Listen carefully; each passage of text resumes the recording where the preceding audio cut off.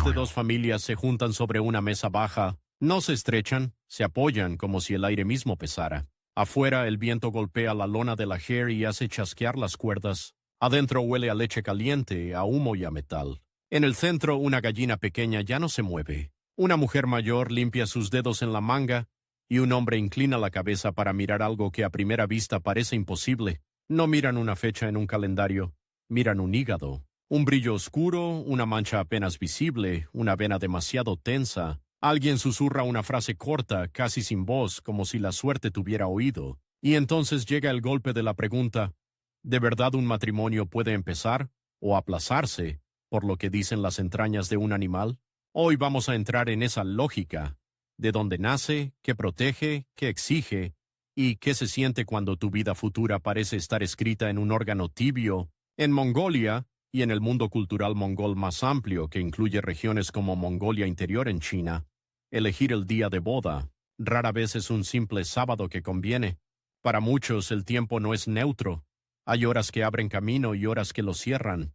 Días que se llevan bien con tu año de nacimiento y días que te muerden la suerte. En etnografías y manuales de astrología mongola aparece una idea insistente. El matrimonio no es solo una fiesta, es un cruce de destinos, linajes, fuegos domésticos y reputaciones. Por eso, antes de los brindis, empieza lo que casi nunca se ve en los vídeos de boda: el cálculo, la consulta, la vigilancia del presagio. La cámara, si la tuviéramos, no entraría primero a un salón, entraría a una casa de mayores. Los protagonistas visibles, novio y novia, muchas veces están en segundo plano. Quienes ocupan el centro son los que cargan la responsabilidad: padres, tíos, abuelos, y alguien que sabe leer lo que otros no saben. En mongol, al astrólogo o especialista se le puede llamar surhaich. Surkhaich, literalmente quien trabaja con surhai, astrología. Y ese surhai no es adorno folclórico. En muchas descripciones decide desde la compatibilidad de la pareja hasta el día y la hora exacta de pasos concretos del ritual. Ahora, el detalle que nos trae aquí, las entrañas, aparece con fuerza en relatos sobre comunidades mongolas específicas, especialmente en Mongolia Interior. La fecha se confirma mediante augurios, sacrificando un ave y observando su hígado. En algunos textos populares se dice mongol a secas, como si fuera uniforme, pero cuando uno mira con calma, ve variación regional y capas históricas. En unas zonas domina la astrología budista, en otras sobreviven prácticas de presagio vinculadas a sacrificio y lectura corporal del animal. Internet lo aplana todo, la vida real lo mezcla. Imagina la escena completa, paso a paso, sin convertirla en manual, solo como ojos que miran. Primero la conversación se vuelve seria, se habla bajo, se mencionan años de nacimiento, el ciclo de 12 animales, y también algo que suena casi técnico: combinaciones favorables, IVEL, en algunas descripciones académicas, y combinaciones que conviene evitar. Se evalúa la distancia de edad, no solo por madurez, sino porque un salto demasiado grande puede significar que las generaciones se separan, como si una articulación se dislocara en el esqueleto del parentesco. Esa frase no es metáfora moderna. Aparecen registros sobre criterios astrológicos mongoles. Luego entra el gesto de respeto, el ofrecimiento de un kadag, hadag, una bufanda ceremonial, a menudo azul, aunque el color puede variar, que no es decoración bonita, sino una manera de pedir ayuda sin ordenar, de reconocer que lo que se solicita tiene peso. En algunas descripciones, los padres del novio entregan el kadag al lama astrólogo o especialista, como quien pone su reputación sobre la mesa, y entonces, en ciertos contextos, llega el momento más difícil de explicar a quien mira desde fuera: el augurio del animal.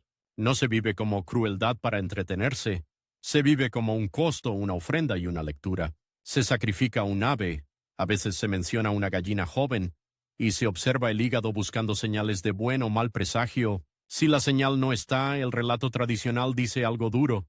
Se repite con otra ave hasta encontrar el signo auspicioso. Desde fuera suena brutal. Desde dentro muchos lo describirían como una forma de no forzar a los jóvenes a entrar a una unión torcida desde el primer día. Es decir, el sacrificio no celebra la violencia. Intenta comprar certeza en un mundo donde lo impredecible asusta. ¿Quién mira ese hígado? Normalmente no lo miran los novios como si fuera un juego. Miran los mayores, quienes ya han perdido y ganado suficiente como para creer que la fortuna existe. A veces el especialista guía la interpretación, otras la interpretación es comunitaria, un silencio compartido, una respiración contenida, un sí o un no que no necesita explicación larga, y ahí aparece la emoción más humana de todas, el peso del veredicto. Porque en esa mesa no solo está el futuro romántico, está el honor de dos familias, la economía doméstica, el movimiento de una hija a otra casa, la continuidad del linaje del hijo. En muchas sociedades pastoriles, el matrimonio no es únicamente una pareja, es un tratado de alianza. Por eso el control del tiempo, la elección del día, funciona como un seguro cultural. Piensa en lo que implica para la novia, sobre todo en el modelo patrilocal que describen varias etnografías, dejar su grupo y entrar a la casa del esposo, volverse parte del fuego ajeno. No es raro que la tradición vigile con obsesión el momento exacto de cruzar el umbral, de encender el primer fuego, de pronunciar palabras que cierran o abren el paso. En descripciones de rituales mongoles, incluso la hora exacta puede ser anunciada. La hora de la serpiente pasó, ahora es la hora del caballo, porque nadie quiere perder el minuto correcto. Y aquí viene un giro que casi nadie cuenta cuando reduce todo a mirar entrañas. El sistema no se sostiene solo por miedo, también por una ética de responsabilidad. Elegir el día bien es una manera de decir, no vamos a lanzar a estos dos al azar. De hecho, con la expansión e influencia del budismo, la astrología tomó un papel enorme, y los lamas astrólogos comenzaron a intervenir en decisiones laicas, nacimientos, bodas, funerales, aunque no necesariamente presidiendo la boda en persona. Es una intervención indirecta pero constante. Guían, aconsejan, advierten. Los manuales y estudios hablan de una minuciosidad que, vista desde fuera, parece excesiva. No solo compatibilidad, también rutas, por donde debe moverse la comitiva, días adecuados para acciones específicas, incluso detalles como el color de los caballos que participan en la procesión. En otras palabras, el matrimonio se coreografía para que el mundo, espíritus, azar, envidias, enfermedad, encuentren menos grietas por donde entrar. Ahora volvamos al hígado, porque ahí está el corazón de nuestro tema. ¿Por qué un órgano? Hay dos maneras de entenderlo, y las fuentes no siempre están de acuerdo, más bien se superponen. Una explicación, que aparece en muchas comparaciones antropológicas del presagio por órganos, es que el interior del animal se considera un espejo honesto. La piel puede mentir, el interior no. El hígado en particular en muchas culturas se ha visto como un lugar donde se escriben señales: salud, impureza, malestar, desequilibrio. No es casual que el mundo antiguo de Eurasia tenga prácticas de lectura del hígado, hepatoscopia, aruspicina, para decidir asuntos graves. Esto no prueba un vínculo directo con Mongolia, pero sí muestra que la idea «el hígado habla» es una intuición humana recurrente cuando la gente necesita certeza. La segunda explicación es más local y más íntima. Para pueblos donde el ganado y los animales domésticos sostienen la vida, el cuerpo animal no es cosa, es relación. Saber leer el cuerpo del animal, no en plan médico moderno, sino ritual, significa estar atento a la salud del mundo, y si el matrimonio es un nuevo hogar, un nuevo fuego, una nueva promesa de hijos, entonces el presagio debe venir de aquello que alimenta, calienta y sostiene. Los animales que dan leche, carne, abrigo, prestigio. Incluso cuando el augurio se hace con un ave y no con un animal grande, la lógica simbólica es parecida. Vida por vida, decisión por sacrificio, futuro por señal. ¿Y qué sienten los jóvenes? Aquí es donde el ritual se vuelve película, porque mientras los mayores miran el órgano, el novio y la novia quedan en un limbo extraño. No pueden argumentar con una mancha, no pueden negociar con una vena. Su amor, si existe, se vuelve silencioso. Y si no es amor romántico, sino un arreglo aceptado, entonces lo que está en juego es otra cosa: la posibilidad de que el cuerpo del animal salve a alguien de un destino impuesto. ¿Te das cuenta del filo? Desde fuera parece que el ritual quita libertad. Desde dentro a veces funciona como freno. Un no del presagio puede ser un motivo socialmente aceptable para detener una boda que alguien teme, rechaza o sospecha. En sociedades donde decir no quiero puede incendiar relaciones, El presagio puede convertirse en lenguaje indirecto del conflicto, pero también puede ser presión, porque si el presagio sale bien, ya no hay excusa. Y entonces el sí no solo es de la pareja, es del cosmos, del calendario, de la comunidad. La alegría viene mezclada con vértigo. Hay otra cosa que casi no se cuenta: el lugar de las mujeres mayores. En muchos relatos de bodas se habla del lama astrólogo y de los hombres negociando, pero en la cocina, junto al fuego, quienes sostienen el sentido del ritual suelen ser mujeres, las que recuerdan qué día trajo mala suerte a una prima, qué hora fue incorrecta en un parto, qué familia perdió animales después de ignorar una advertencia. Esa memoria cotidiana no está en libros, está en conversaciones, y cuando llega el hígado a la mesa esa memoria se activa. Nadie quiere ser la familia que no escuchó. También hay cambios con el tiempo y son decisivos. En ciudades como Ulaanbaatar, muchas bodas se simplifican. Se elige fecha por disponibilidad del salón, por trabajo, por escuela. Pero lo interesante, y esto lo remarcan estudios sobre astrología en rituales, es que la consulta astrológica no desaparece del todo, se adapta. A veces se vuelve una validación final, una manera de calmar a los mayores aunque la logística mande. Y con el resurgimiento religioso post-socialista, los manuales de astrología se vuelven populares, circulan en fotocopias, pasan de mano en mano. El deseo de día correcto vuelve porque el mundo moderno también asusta. Deudas, migración, precariedad. La gente vuelve a preguntar lo mismo de siempre, con problemas nuevos. Entonces, ¿qué mito hay alrededor de esto? El mito más común en Internet es decir: en Mongolia siempre matan animales hasta que el hígado se vea bonito. Eso no solo es una generalización injusta, borra la diversidad regional y la convivencia de sistemas, astrología budista, prácticas chamánicas, costumbres locales. También borra el hecho de que muchas familias no lo hacen, o lo recuerdan como costumbre de abuelos, o lo reservan para contextos específicos. La tradición no es un bloque, es una discusión viva, y aún así, la imagen persiste. ¿Por qué? Porque en ella hay algo que nos inquieta. La idea de que el cuerpo, no una pantalla, decida, que el destino sea visible, táctil y por eso mismo insoportable, y porque en el fondo habla de lo que todos hacemos, aunque con otros objetos. Buscamos señales, un mensaje, un sueño, una coincidencia, un presentimiento. Aquí la señal es más dura, más antigua y por eso impacta. Y justo cuando creemos haber entendido aparece lo más interesante. En muchos contextos mongoles, el hígado no reemplaza al calendario. Lo acompaña. Es como si la comunidad dijera: consultamos los libros, sí, pero también escuchamos a la carne, al mundo vivo. El tiempo correcto no es solo cálculo, es también lectura de la vida. Y ahora, cuando el veredicto llega, cuando alguien asiente, el ambiente cambia. Se suelta el aire retenido. El tema deja de ser si habrá boda y se convierte en cómo se entra bien, quién será el matchmaker correcto, qué ruta tomará la comitiva, qué hora exacta, qué personas conviene que estén cerca para que su fertilidad y su prosperidad contagien a la nueva pareja. En algunas descripciones incluso se evita la presencia de quienes están asociados simbólicamente con infertilidad o soledad, para no enfriar el futuro. El matrimonio de pronto es una arquitectura de influencias, y ahí, sin darnos cuenta, ya estamos caminando hacia el umbral. Porque elegir el día no es el final de la historia, es el primer cierre de puerta, para que otra se abra. El hígado ya no está en el centro de la mesa, ahora el centro lo ocupa otra cosa. Una cuerda roja, gruesa, recién trenzada. Una tía la estira con ambas manos y la prueba como si fuera a sostener un animal grande. El novio baja la vista. La novia al fondo apenas respira. Afuera alguien golpea el marco de la puerta con los nudillos. Toc, toc. Y el sonido corta la charla.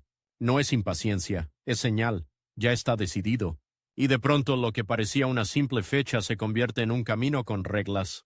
Porque cuando el día queda fijado, la boda en Mongolia no ocurre. Se construye paso a paso como si el destino fuera una tienda, que hay que levantar sin que una sola estaca quede floja. El calendario, el surjai y el presagio, cuando existe en esa comunidad, son el primer filtro. El segundo es social. ¿Qué familias se están uniendo de verdad?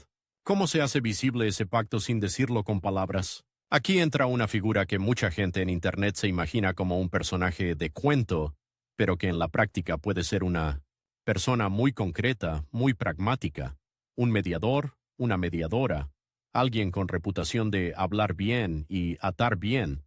En algunos relatos se le compara con un casamentero, pero su función no es solo buscar pareja, es hacer que el enlace no humille a nadie, que no parezca una derrota para una familia ni una compra para la otra. Y eso, en sociedades donde la honra se hereda como un abrigo, importa más que cualquier romanticismo. La cámara entraría a una cocina primero, no a un altar. Porque antes de la boda, en muchas familias, la conversación gira alrededor de lo que se da y lo que se recibe: animales, dinero, telas, objetos útiles, o bienes que cambian con la época. Hoy puede ser un frigorífico o ayuda para una hipoteca urbana. Ayer podía ser un caballo o un conjunto de mantas. Las etnografías muestran variación. No existe una lista mongola única. En algunos lugares se conserva la lógica del intercambio de prestigio. En otros, la logística moderna manda, pero el sentido profundo suele repetirse. Nadie quiere que el nuevo hogar empiece con deuda moral. Y aquí aparece lo que casi nadie cuenta. La boda no es solo alianza entre dos jóvenes, es también una negociación silenciosa entre generaciones. Los mayores hablan de estabilidad, los jóvenes a veces de libertad, y en medio el ritual ofrece un idioma que evita el choque frontal. En vez de decir no confío en tu hijo, se dice tal vez el día no es bueno. En vez de decir tu familia pide demasiado, se murmura el equilibrio no está. ¿Te imaginas estar enamorado y ver cómo tu futuro se discute en términos de equilibrio, como si fueras parte de una balanza? Cuando el día ya está elegido, se decide también el orden de acciones, porque el orden es protección. La visita formal puede incluir el kadag, esa bufanda ceremonial, y ofrendas de té con leche, sute y tsai, con su olor dulce y tibio, a que en pantalla parece simple hospitalidad, pero por dentro es otra cosa. Es la promesa de que aquí no se viene a pelear. El té con leche no es un detalle gastronómico, es una forma de decir, somos gente del fuego, de la mesa, de la continuidad. Una boda sin hospitalidad es un presagio en sí misma. Los que participan en esta etapa suelen ser pocos, y eso también es significativo. No se convoca a todo el mundo al inicio, van quienes tienen derecho a hablar: padres, algún hermano mayor, un tío influyente, a veces la abuela que no habla mucho pero cuya mirada hace que todos elijan mejor las palabras. La novia y el novio pueden estar presentes o no. Cuando están, muchas veces están presentes sin dirigir, como si su papel fuera escuchar y demostrar respeto. Y en medio de esa formalidad aparece la primera tensión ritual que rara vez se dice en voz alta: el miedo al mal de ojo, a la envidia, a la palabra que se escapa. Por eso, en algunos contextos, la información exacta, el día, la hora, no se anuncia con demasiada anticipación a cualquiera, no siempre por secreto místico, sino por sentido práctico. Cuanto más se habla, más bocas opinan. Cuantas más bocas, más conflictos. El ritual administra el chisme como si fuera fuego, útil, pero peligroso. Es aquí donde conviene romper otro mito. Desde fuera, la tradición parece rígida y uniforme. Desde dentro, muchas familias negocian. Hay quien sigue al pie de la letra la indicación del Surkaish. Hay quien la adapta, hay quien mantiene el simbolismo y deja que la ciudad mande. Y hay regiones donde lo central es el cálculo astrológico, mientras en otras, según relatos locales y descripciones sobre Mongolia interior, pesa más la confirmación por augurio. En algunos lugares vecinos incluso se invierte la lógica. Se elige una ventana de días permitidos y luego se ajusta por razones prácticas. En otros se elige primero por logística y después se bendice con un día compatible para un gesto puntual, como cruzar el umbral. La tradición no siempre es una jaula, a veces es un sistema de compromisos. Pero una vez que el compromiso está, empiezan los pequeños tabúes, y aquí hay algo muy humano. No se trata de prohibiciones para torturar, sino de prohibiciones para mantener un estado, como cuando alguien se prepara para una cirugía y evita ciertas comidas, o cuando un atleta se prepara para una competición. En torno a la boda se puede evitar hablar de muerte, evitar discutir, evitar prestar objetos clave del hogar. Algunos mayores lo explican simple: no entregues la suerte antes de que llegue el día. Es literal, para ellos lo suficiente como para obedecer. Y ahora, el momento que la gente de fuera espera: la comitiva, el traslado, el ingreso. Pero antes de llegar a ese espectáculo hay una escena íntima que, si la filmas, te rompe el corazón. La despedida sin drama explícito.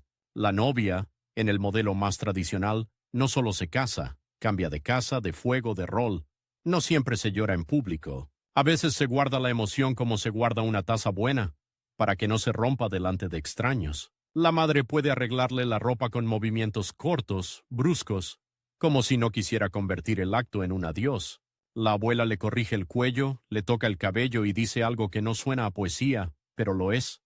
No olvides de dónde vienes, pero camina como si siempre hubieras pertenecido. ¿Y el novio? En muchos relatos el novio parece más libre porque permanece cerca de su linaje, pero su presión es distinta. No puede fallar. El matrimonio no solo le da una esposa, le da la obligación de ser hombre completo ante la comunidad. Lo miran para ver si sabe recibir, si sabe ofrecer, si sabe sostener. La boda es un examen social. Y entonces llega el día, ese día elegido y vigilado, y la cámara finalmente sale al exterior. El paisaje puede ser una estepa abierta o un borde urbano donde las ger conviven con edificios. El viento sigue siendo personaje, la gente se reúne temprano, no necesariamente al amanecer, pero sí con una sensación de antes de que el mundo se ensucie. Los invitados no son solo amigos, son testigos. En una boda el testigo no mira, garantiza. Un testigo, al contar después, sostiene la reputación del evento. Hay objetos que aparecen una y otra vez en descripciones. Cuencos, leche o té con leche, telas ceremoniales y alimentos que representan abundancia. La carne, por supuesto, ocupa un lugar central en muchas celebraciones mongolas, pero es importante decirlo con cuidado. No se trata de una estética de exceso, sino de una economía moral de la hospitalidad. Dar de comer es dar estatus. Ser tacaño en una boda no es ahorrar, es declarar pobreza de alma o fragilidad de linaje. En ciertas comunidades el ingreso al hogar del novio se trata como un umbral literal y simbólico. No se pisa de cualquier manera. No se entra gritando cualquier cosa. A veces la secuencia incluye gestos de respeto al fuego doméstico, gal, fuego en mongol, porque el fuego no es solo calor, es continuidad, familiar, es el centro invisible donde se cocina la vida. El fuego en muchas culturas de estepa es casi un pariente. Entrar mal es empezar mal. Por eso, incluso si la boda es moderna, hay familias que mantienen un gesto mínimo, una inclinación, una ofrenda pequeña, un silencio breve, no porque crean que el fuego castiga, sino porque el gesto enseña humildad. Y aquí va un twist que suele sorprender a los turistas. El ritual que parece controlar a la novia, también controla a la familia del novio. No todo es prueba para ella. El hogar receptor también se somete a la mirada comunitaria. ¿La reciben con respeto? ¿La alimentan primero? ¿Le ofrecen un lugar digno? Si no lo hacen, el chisme los persigue años. La boda es un juicio bilateral. Ahora los casos reales, los que circulan como historias, no como ley, muestran esa tensión entre señal y vida, un caso que aparece en relatos orales y en comentarios recogidos por investigadores, no como estadística, sino como ejemplo. Es el de una boda aplazada a último minuto porque el especialista declaró que la hora elegida habría conflicto. Desde fuera parece superstición. Por dentro a veces es simple prevención. Si hay ya tensiones entre familias, cualquier chispa en el día de la boda puede explotar. Cambiar la hora o el día funciona como reinicio simbólico, como decir, no vamos a inaugurar esta unión con pelea. Otro tipo de historia, muy común en muchas culturas y también en contextos mongoles, es el presagio que salvó a alguien, una novia, que no quería casarse, un novio presionado por obligación, y el ritual ofrece una salida honorable. No es que no quiera, se dice, es que el día no lo permite. La comunidad acepta lo que no aceptaría si fuera deseo individual. Es liberación o control, a veces ambas. Y un tercer caso, más contemporáneo, es el choque urbano. Parejas jóvenes que eligen fecha por disponibilidad del registro civil o del banquete, y luego llevan a los mayores una versión ritualizada para que puedan dormir tranquilos. No siempre es hipocresía, a veces es cuidado. En una familia, cuidar también es permitir que el otro crea lo que necesita creer para no sentir que el mundo se cae. En este punto, el tema de las entrañas vuelve como sombra, porque cuando el augurio por hígado se practica, su función no termina en sí o no. También funciona como una marca. Esta boda no empezó a ciegas. El sacrificio, difícil, incómodo, imposible de romantizar, se convierte en deuda moral. Si el mundo dio señal, tú tienes que honrarla. Eso puede sostener a una pareja en momentos de crisis, no en el sentido mágico, sino psicológico y social. Cuando todo se tambalea, una parte de la mente dice, esto fue aprobado. Y esa idea, en un entorno donde la comunidad pesa, puede ser una cuerda fuerte, pero aquí hay que ser honestos con lo que es discutible. No todas las fuentes describen el mismo procedimiento, ni todas ubican este tipo de lectura como práctica general de Mongolia. Hay indicios claros de prácticas de augurio en regiones del ámbito mongol, especialmente en Mongolia Interior en ciertas descripciones, pero también hay silencios. No siempre aparece en etnografías clásicas centradas en otras áreas. Eso suele significar dos cosas posibles. O la práctica es regional y no universal, o fue subregistrada por observadores externos que no tuvieron acceso a rituales íntimos. En antropología, a veces lo que no está en el archivo no significa que no existe, significa que no fue visto o no fue contado, y eso nos lleva a una pregunta incómoda para nosotros, espectadores. ¿Qué derecho tenemos a exigir ver todo? Porque muchas familias guardan estos momentos por respeto, no por vergüenza necesariamente, sino porque lo sagrado, aunque sea doméstico, no siempre quiere cámara. Y sin embargo, el Internet llega igual. Los fragmentos se sacan de contexto y se convierten en curiosidad. Por eso, cuando hoy alguien te dice, los mongoles eligen boda por entrañas, conviene respirar y preguntar, ¿dónde? ¿Quién? ¿En qué generación? ¿En qué contexto religioso? ¿Es una costumbre viva o un recuerdo? ¿Es confirmación astrológica o sustituto del calendario? Y justo cuando crees que la respuesta ya está, entra el factor que cambia todo: el Estado, la religión, la modernidad. En el siglo XX, con políticas socialistas, muchas prácticas religiosas fueron reprimidas o relegadas, y parte del conocimiento ritual se escondió o se mantuvo en voz baja. Con el tiempo, muchas cosas regresaron, a veces con fuerza, a veces con forma distinta, y hoy conviven tres tiempos en una misma boda: el tiempo de los mayores, ritual; el tiempo del Estado, registro, documentos; y el tiempo de la economía, salón, trabajo, transporte. El día elegido tiene que contentar a esos tres dioses modernos, y aquí empieza lo más interesante, porque en esa convivencia nace una nueva pregunta. ¿Qué pasa cuando el día correcto no es posible? ¿Qué se sacrifica entonces? ¿La tradición, la comodidad o la paz familiar? Eso nos lleva directo al tramo donde la boda se vuelve prueba pública. El banquete, las palabras, los brindis, los cantos, los gestos de estatus. Y el momento en que la pareja por fin pasa de ser dos jóvenes a ser una casa, en el salón o en el patio si es verano y el cielo está limpio. Alguien levanta su cuenco con las dos manos y lo sostiene un segundo, demasiado largo, como si el líquido fuera pesado. Se oye un murmullo que corre por las mesas. No es por la comida. Es porque el maestro de ceremonias acaba de decir la hora exacta en voz alta, y medio mundo mira el reloj. Una niña se ríe, alguien tose y una abuela, sin moverse, aprieta el borde del asiento con los dedos. En ese instante lo entiendes. Aquí no basta con casarse, hay que cruzar el minuto correcto. Y si el minuto se escapa, la alegría se mezcla con un miedo antiguo, callado, casi vergonzoso. El miedo a empezar mal. Cuando llega el banquete, lo que el espectador ve es abundancia y ruido, pero lo que la comunidad siente por dentro es otra cosa. Un examen público donde cada gesto deja huella. El matrimonio en este universo no se anuncia con una frase romántica, se anuncia con hospitalidad, con la capacidad de sostener gente, comida, bebida y también tensiones. Por eso la boda se llena de microrrituales: cómo se sientan los mayores, quién sirve primero, quién habla, quién calla, quién puede bromear sin ofender. Y aquí entra una verdad incómoda. El día correcto no solo protege del azar, también protege de la vergüenza, porque el error en una boda no se olvida rápido. Un brindis fuera de lugar, una discusión cerca del fuego, un invitado importante que no fue saludado, todo eso se convierte en historia, y la historia se convierte en reputación. El calendario ritual funciona como un marco. Si las cosas salen raras, siempre queda la idea de que al menos el día estaba bien, y eso amortigua el golpe. Si el día estaba mal, cualquier tropiezo se interpreta como confirmación. ¿Te suena? Es una psicología humana, pero en versión comunitaria. Por eso, cuando una familia consulta a un surkhaich o a un especialista ritual, no está comprando magia como un souvenir. Está comprando una narrativa de seguridad.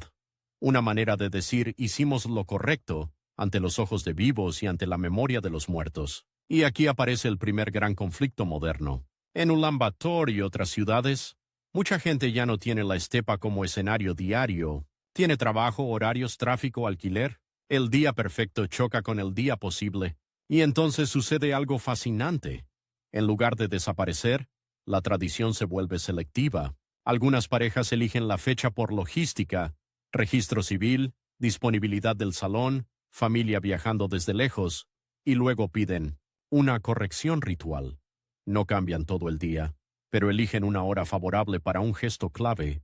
Puede ser el momento de entrar juntos por primera vez a la casa nueva. Puede ser el primer encendido simbólico del fuego doméstico. Puede ser la primera visita formal a los mayores. Así el mundo moderno no aplasta al mundo ritual. Negocian como dos animales que se reconocen, se huelen y se reparten el territorio. Desde fuera esto se ve como concesión, desde dentro a veces se siente como paz. No vamos a pelear por esto, pero tampoco vamos a romper el hilo. Ahora, si en esa familia existe además la idea del presagio por entrañas, esa lectura del hígado del ave de la que tanto habla Internet, el conflicto moderno se vuelve más agudo, porque ahí no hay ajuste fácil. El presagio parece binario, sí o no, favorable o desfavorable. Y si sale desfavorable, ¿qué haces cuando ya reservaste el salón, compraste regalos, avisaste a parientes? Aquí empiezan las historias reales, las que no se cuentan con orgullo, sino con voz baja. Una de las situaciones más mencionadas en relatos contemporáneos, sobre todo cuando hay choque de generaciones, es la salida elegante. Si el presagio o la consulta astrológica desaconsejan la fecha, se busca una fórmula para salvar la cara. No se anuncia estábamos equivocados. Se dice movimos solo el gesto principal. A veces se hace el registro civil en la fecha práctica y el ritual comunitario en la fecha correcta. El matrimonio queda dividido en dos capas, legal y simbólica. Esto puede sonar frío, pero para muchas familias es la única manera de no romper vínculos. Otra historia frecuente es la de la presión invertida. Jóvenes que aceptan la fecha ritual para no herir a los mayores, pero exigen libertad en todo lo demás. Es como si dijeran, te doy el calendario, pero me quedo con mi vida. Y los mayores a su vez lo aceptan porque también han aprendido a sobrevivir. La tradición se vuelve moneda de negociación. Y eso, aunque parezca cínico, también es amor familiar. Amor con dientes, pero amor. La tercera historia, la más dura, es cuando el ritual se convierte en campo de batalla moral. Hay familias donde una parte acusa a la otra de usar el presagio para manipular. Porque no lo olvidemos. Si un no ritual puede detener una boda, también puede usarse como arma. Y cuando se sospecha eso, la lectura del signo deja de ser sagrada y se vuelve política familiar. En esas escenas no hay risas, hay silencio, y el silencio pesa. ¿Quién sostiene el equilibrio en esos conflictos? A menudo mujeres mayores y mediadores discretos, tías que saben hablar sin incendiar, abuelas que pueden decir una frase que cierra la discusión, madres que lloran en privado y negocian en público. Este es uno de esos secretos que casi nunca salen en la versión turística. La tradición no se mantiene solo con lamas o especialistas, se mantiene con diplomacia doméstica. Y ahora volvamos al corazón de nuestro tema. ¿Por qué un hígado y no, por ejemplo, un sueño, una carta, una moneda, para confirmar un día de boda? La respuesta más profunda no está en lo extraño, sino en lo cotidiano. En Mongolia, durante siglos, el animal no fue algo lejano. Fue abrigo, alimento, transporte, prestigio, supervivencia. Los cuerpos animales eran parte de la vida diaria y, por eso mismo, podían convertirse en lenguaje ritual. Leer el interior de un animal no era exótico. Era una manera intensificada de mirar lo que ya mirabas todos los días. La entraña, en ese sentido, es el lugar donde la vida se muestra sin máscara. Pero aquí hay una frontera ética que hoy se discute más que antes. En contextos urbanos y en generaciones jóvenes, hay gente que mira estas prácticas con incomodidad. No siempre lo dicen en voz alta porque criticar ritual es criticar a tus abuelos. Y nadie quiere ser el nieto que se cree mejor. Sin embargo, la incomodidad existe y se vuelve conversación. ¿Hay otras formas de pedir señal? ¿Basta con astrología? ¿Basta con bendición? ¿Qué significa respetar si algo te duele moralmente? Lo interesante es que, incluso en esas críticas, aparece la misma necesidad humana, necesidad de certeza, de limpieza simbólica, de empezar bien. La discusión no es ritual versus modernidad, es ¿qué rituales son aceptables para seguir calmando el miedo? Porque este es el miedo que casi nadie nombra. El miedo a que el matrimonio sea frágil. En sociedades donde la pareja se integra a una red de obligaciones, un divorcio no es solo un dolor privado, es una fractura social. Afecta alianzas, niños, cuidado de mayores, reparto de recursos, reputación. Por eso el inicio se cuida como se cuida una herida, con manos firmes, con restricciones, con atención al momento. Elegir el día y confirmarlo con signos, sean astrológicos o de presagio, es una forma de decir, no queremos que esto muera. Y aquí aparece otro contraste regional que rara vez se explica bien. En algunos lugares el énfasis está en el cálculo y la compatibilidad del calendario ritual. ¿Qué días armonizan con el año de nacimiento? ¿Qué horas son propicias? ¿Qué acciones deben evitarse? En otros relatos, asociados especialmente a ciertos contextos del mundo mongol más amplio, se menciona la confirmación por augurio con animal. No compiten necesariamente, pueden coexistir, o uno puede dominar según familia, región, época y religiosidad. Cuando Internet lo convierte en un truco, ellos hacen X siempre, desaparece la realidad más humana. La gente elige qué conservar, según lo que necesita y lo que puede soportar. Y ahora viene el momento en que todo eso de golpe se vuelve cuerpo, porque la boda no termina en discursos, termina cuando la pareja entra en su nueva vida y la comunidad decide, sin votarlo, que ya son otra cosa, que ya no son hijo de y hija de, sino casa de. El premio del ritual no es el vestido, ni el vídeo, ni el banquete. El premio es ese cambio de estatus, pertenecer con legitimidad. En la tradición, ese cambio suele ir acompañado de gestos de bendición, de comida compartida, de reconocimiento de los mayores, y cuando el día fue elegido bien, esa bendición pesa más, no porque sea mágica, sino porque mucha gente la cree. Y una creencia colectiva, cuando se alinea, puede sostener como una viga, pero justo cuando parece que la historia se calma, llega el último giro. Porque la misma práctica que da seguridad también genera una pregunta incómoda para el espectador contemporáneo. ¿Quién paga el costo de esa seguridad? ¿La pareja que pierde libertad? ¿La familia que carga presión y gasto? ¿El animal que se sacrifica en nombre del futuro?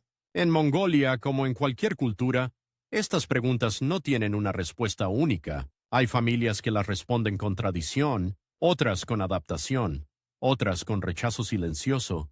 Y lo que veremos a continuación, si te quedas, es cómo esta tensión se resuelve en el punto más delicado, cuando el rito deja de ser preparación y se convierte en memoria. Porque después de la boda viene lo que nadie quiere, pero todos temen, la posibilidad de pérdida, y el modo en que una comunidad se protege del dolor recordando que al principio se hizo todo como debía. Al final de la fiesta, cuando ya han bajado los brindis y la música se vuelve más lenta, sucede un gesto que casi nadie filma bien. La pareja sale un momento al aire frío, no para posar, para respirar. La novia se aprieta el abrigo contra el pecho, el novio mira hacia la oscuridad de la estepa o hacia el borde de la ciudad, donde las luces parecen estrellas falsas.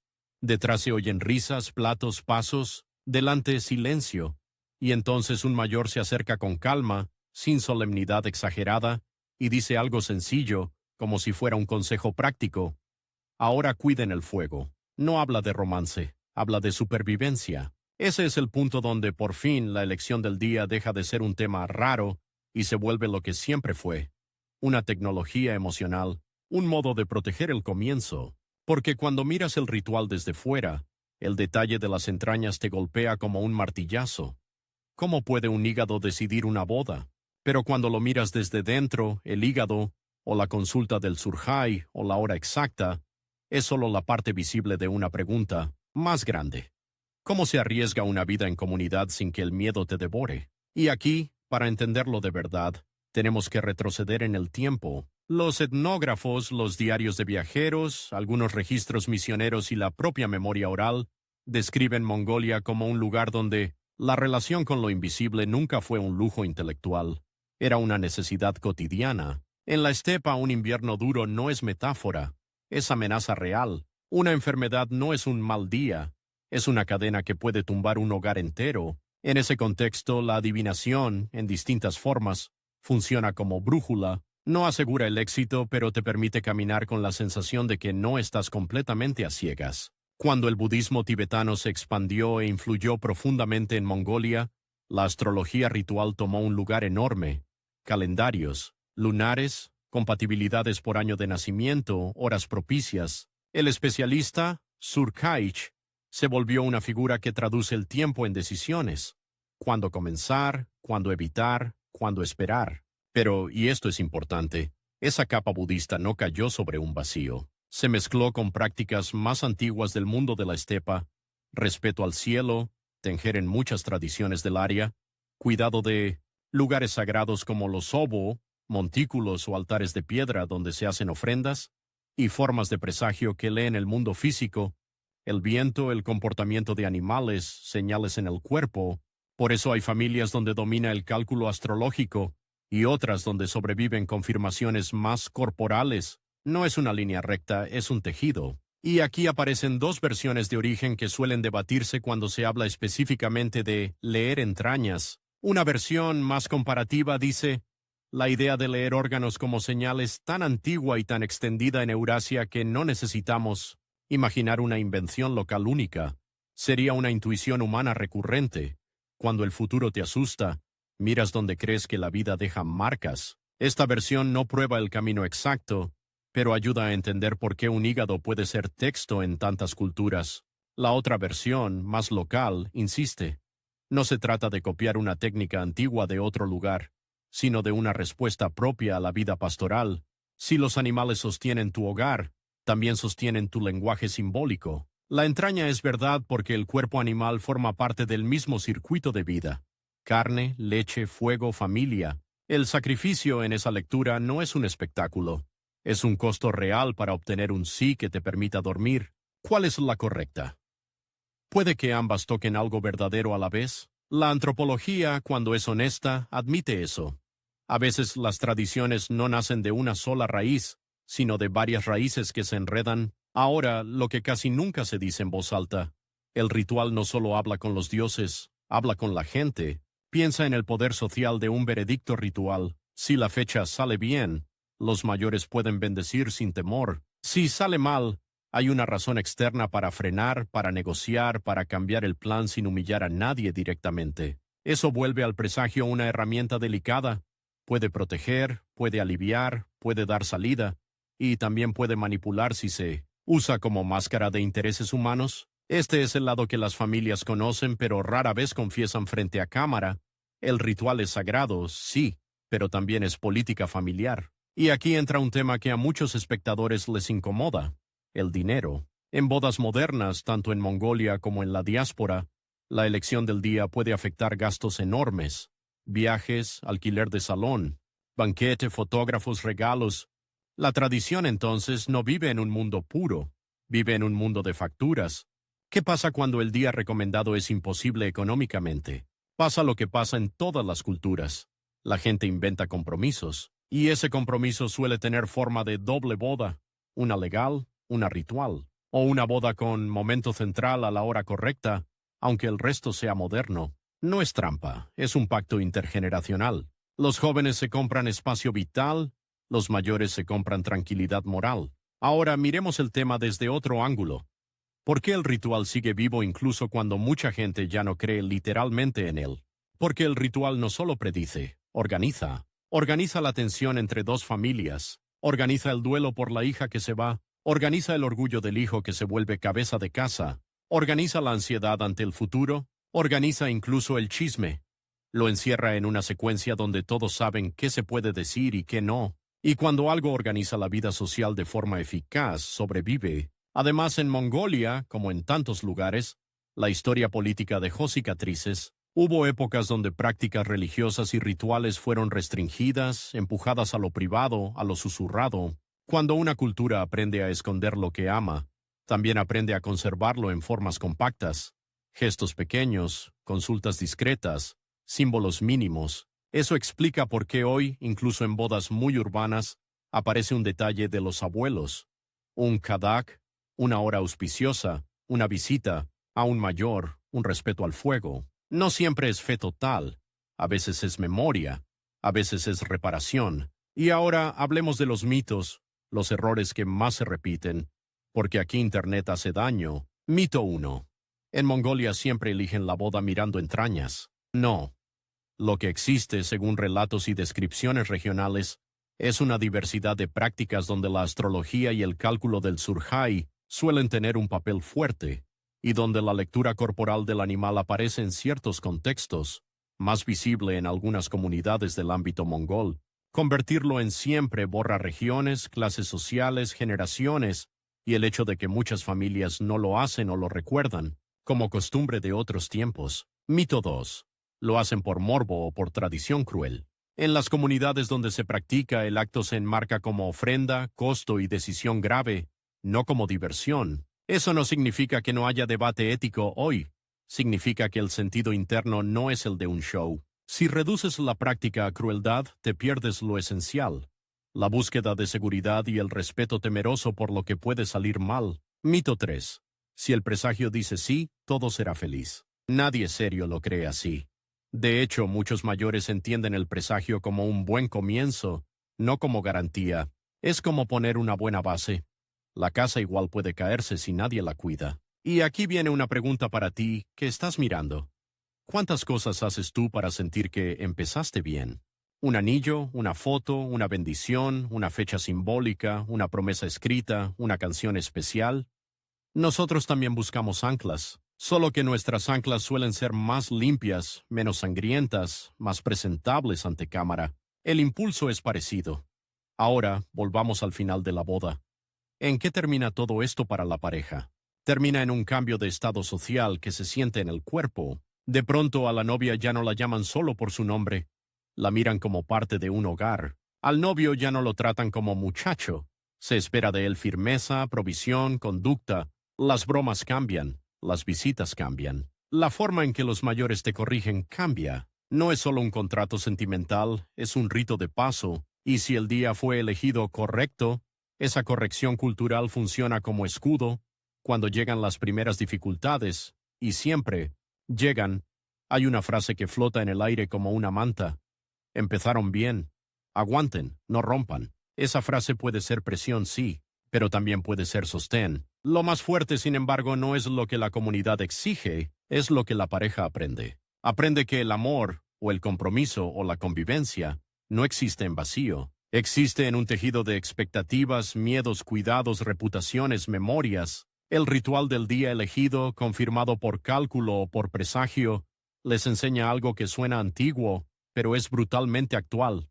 La vida compartida necesita forma. Si no la tiene, se desborda. Y tal vez por eso esta tradición, incluso cuando se transforma, no desaparece, porque no es solo una rareza. Es una respuesta humana a un miedo humano, el miedo a que lo más importante se rompa justo al empezar. Así que cuando pienses en esa escena inicial, las manos quietas, el silencio, la mirada sobre una señal, no la mires como «qué extraño», mírala como lo que es. Una comunidad intentando cargar, con herramientas imperfectas, la pregunta más pesada del mundo. ¿Cómo se protege un futuro? Y la última imagen que quiero dejarte no es la del hígado ni la del calendario, es la del fuego doméstico, Gal, encendido de nuevo al final del día. La pareja se sienta cerca, por primera vez sin ceremonia, sin público, con el cansancio en la cara. Afuera sigue soplando el viento, adentro hay calor. Y lo que el ritual realmente pidió, por encima de signos, horas y presagios, fue esto: que dos personas aprendan a cuidar una llama que no se ve hasta que se apaga.